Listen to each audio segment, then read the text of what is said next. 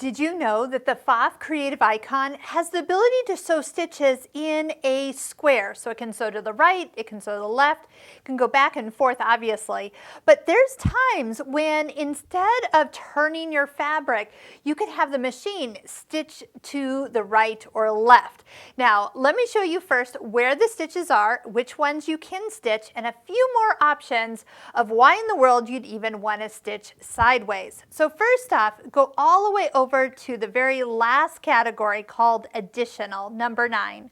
It's in 9.2 that you will find the 4 direction stitches.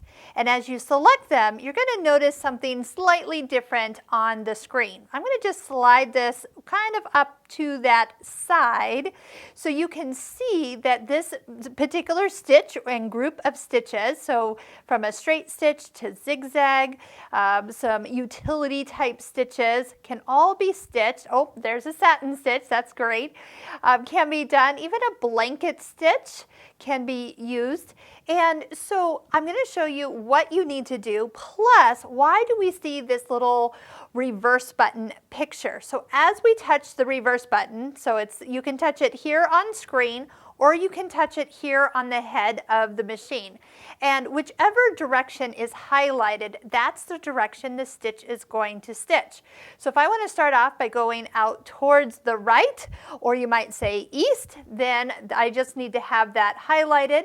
And then as I sew, I can touch and they'll turn to a new direction, and then again to the west, and then back to the north. You can actually create a box with any of these particular stitches. Now you can even put these stitches in memory, so you can actually have the machine stitch a decorative stitch and then move off to the side and stitch another decorative stitch and then move back to the side.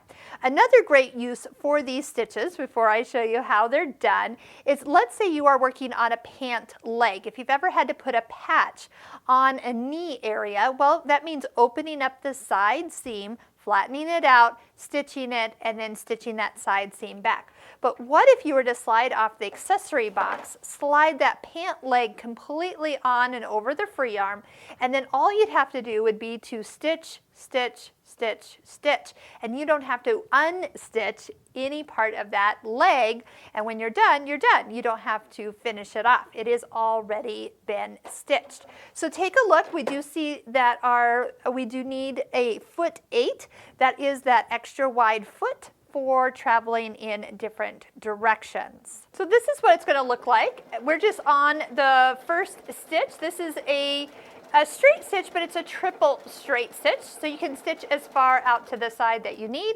Let's just use this button on the front as we touch the reverse button, and then it's going to go ahead and stitch. You can even touch it while you're sewing, and as you can see, it's just going to start going to the opposite direction. If you really want to get this lined up perfectly, I would advise that you draw some lines so you know exactly when that stitch is going to turn, and you can get all the way around and start where you want it to start. Of course, you could turn this into something decorative and actually stitch a little bit more. Here, while I'm going this direction, let's do a blanket stitch for fun. So again, you can, let's see what we can do for sizing, and we can not change any settings for this. So what you see will be the size you're actually going to get.